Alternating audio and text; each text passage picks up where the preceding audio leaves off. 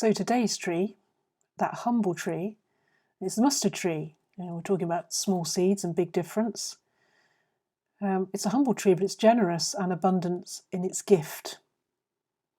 Jesus uses the mustard seed tree, which would have been seen in many places as he was travelling around. And we hear Jesus' words as he points out the tree to those who are following. Jesus said, "How can I describe the kingdom of God?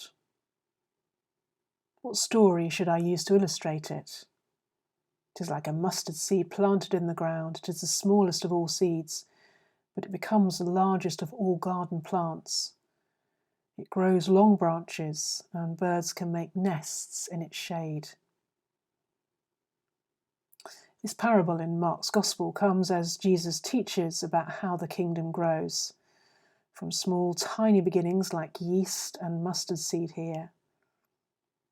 Mustard seed is the smallest and tiniest of seeds. Last year, as we came out of the first lockdown, we encouraged people wherever it was possible and safe to come back to church, to be in person together, to live beyond a screen. And many did. And we have to remember that that was before many had been vaccinated. It took faith, especially amongst those who felt vulnerable and fearful, and that the world outside their doors had changed so much. It took a step of faith, literally, to get over a doorstep, to get into a taxi or a car, and to come and be part of something at church. One of those people was getting towards 90, one of those people we call a senior saint, and she came to me at the end of church and showed me the back of her Bible. And here it is. That's her hands there for scale. Here it is, a tiny mustard seed stuck in the back of the Bible, and the words written on, mustard seed faith. Small, tiny seeds of faith give us strength and vision to see the kingdom come. Jesus used what was to hand to explain big ideas. He says this small seed grows and grows to the size of a house or a horse. Starts small and grows bigger and bigger. It grows big enough to shelter bird life in the branches and shade. This short series has been about trees and gift and diversity. This mustard seed grows big, grows into one of the largest of trees and gives shelter and home to the birds. The birds come from all sorts of places. The tree is big enough to help them live and find a place to nest. The kingdom of God, the kingdom of heaven, is an invitation to all sorts of people to come and find their place. It is a diverse and generous place. And the mustard seed, from a small beginning, grows big into a strong tree. Jesus explains in the Gospel of Luke that for the hardest things in life, and here he talks about forgiveness, where things have gone wrong and relationships have got broken, you need only a small seed of faith, but it has to be in the right place, in God, stuck to the Bible, his word, trusting in him to help us, to make a place for all of us to find a home.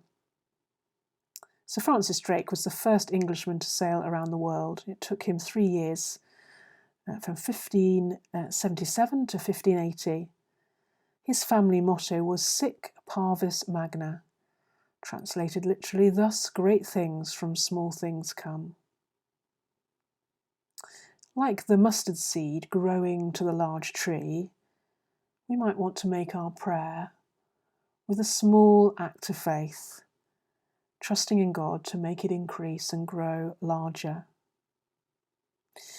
There might be something that we're struggling with to help us to forgive, something that's too hard to give up.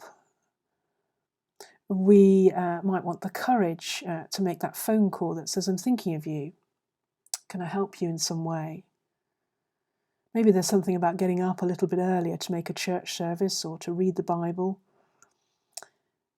Maybe there's something about buying a small gift, a bunch of flowers or some chocolate to give away, to encourage someone.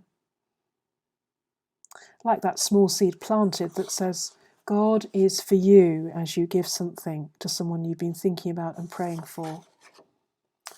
Do not be afraid then, hold on. God has promised and He is faithful, and He has made a place for you.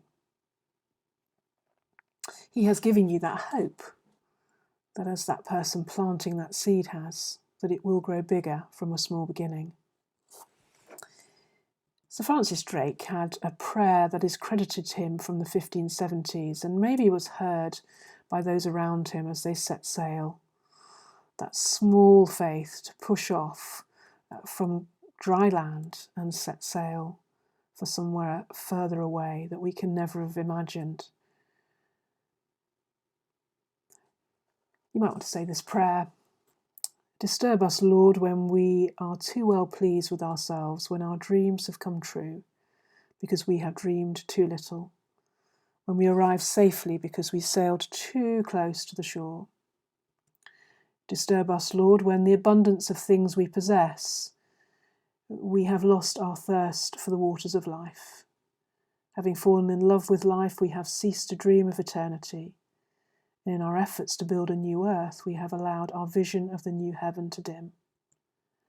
Disturb us, Lord, to dare more boldly, to venture on wider seas where storms will show your mastery, where losing sight of land, we shall find the stars. We ask you to push back the horizons of our hopes and to push into the future in strength, courage, hope and love. So may we make it our prayer that our small things, our small hopes, our small faith makes a bigger difference as we trust in God.